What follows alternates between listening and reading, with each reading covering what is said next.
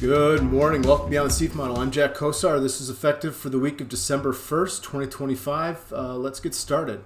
SEAF signals for this week. Healthcare. We keep healthcare, but we pick up technology and industrials. As we can see here, healthcare remains extremely strong with an overall ranking of 4. And technology and industrials, not quite there yet, right? Not quite as strong. Still SEAF signals. We take our top 3. That's how the back testing worked. We never know when these trends we're going to catch these trends. So that's why we always invest in the top 3. It happens also to be the top 3 are the 3 favored. 14s for industrials and technology. A little bit of weakness over in technology land. Good strategic quarter. Good trading week. Weak tactical month.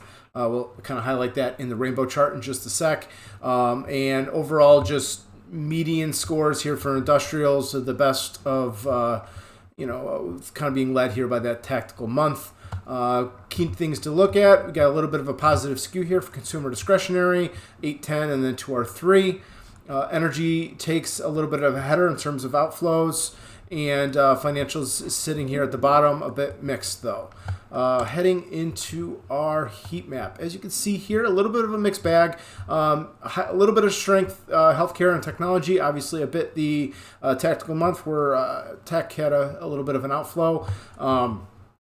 Seeing the greens kind of clumped up to the top outside of consumer discretionary. Overall, last week we had, with the holiday, we had 4 business days. All 4 business days, we had positive inflows to our 11 sector spiders with a total of 3.14% increase net for the week. Just seeing a lot of inflows coming in. Healthcare showing still some strength at 0.21% on the week, which is good for number 2. Tech coming in at 0.24, not that 0.4 that we'd like to see for a real significant inflow, but still relatively strong. And then consumer discretionary coming in at 0.14% due to in accordance with our algorithm. And seeing some outflows here from energy. It did not hold, and seeing a strong outflow of negative 0.32%.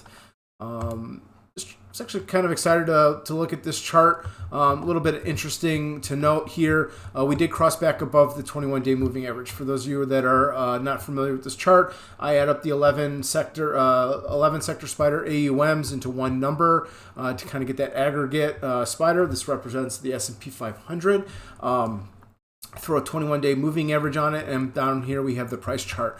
What was interesting, our total AUM, we found support here, which was the low back in October, also for the price chart. So it was just interesting to see these things are a little bit correlated, but we found support at that level, and we were able to rebound. What are we saying here? This is a test. We're kind of in that intermediate phase. We're breaking up through that 21-day moving average, so we have a positive outlook on terms of the S&P 500, but we're kind of negotiating this 21-day. We've had a couple of crosses back and forth, which tells me, as we have a little bit of a sideways market here, that we're in an inflection point in the broader market.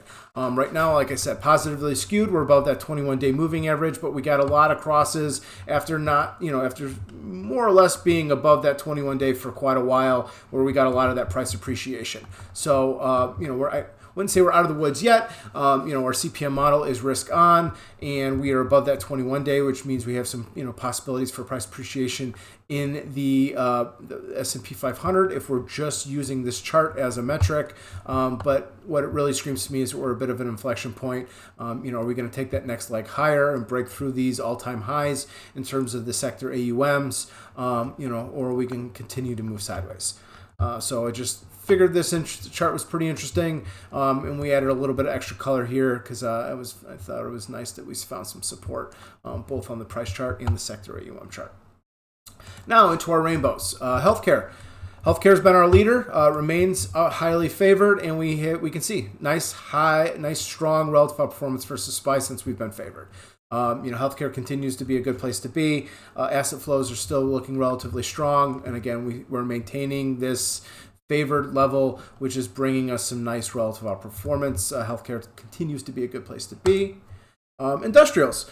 Now, industrials was relatively low on the list. Like I said, really having majority of its strength coming from that tactical month. But as you can see, it's yellow here, so we don't have a lot of accumulation here, driven a little bit by this positive on this 5.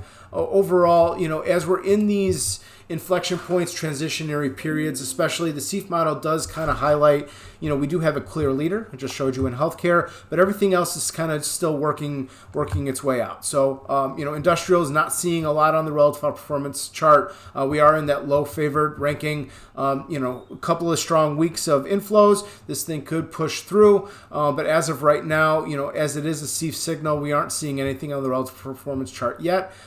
Doesn't mean it can't happen, but we would need some stronger flows to really kind of start to see this thing to turn on the upward side. Similar boat with technology. Technology does have a little bit of a support level here in terms of its relative performance versus SPY, and we did see it was 1 on the trading week in terms of its cash flows.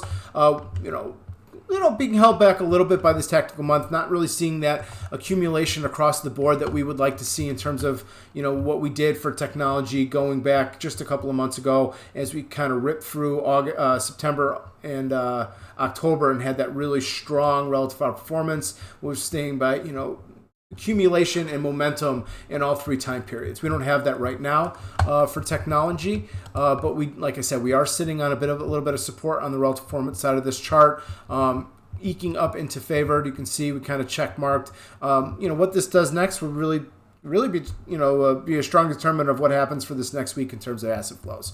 We get a nice strong push in asset flows that'll push that tactical month into the strategic quarter, and we really kind of start to build some more accumulation, get up into this middle to upper favored. We could see some nice additional runs from the relative performance chart for technology. We aren't quite there yet. These are kind of newer ideas, right? We just switched back into technology after being out for a couple of weeks, and industrials is new as well. We have to see how these things are going to perform, especially with a little bit on the lower side of the relative the asset flows. Energy, brought up energy. It was last on the trading week, third to bottom in terms of its overall score. We were able to get a little bit of relative outperformance for energy, and then it came right back down.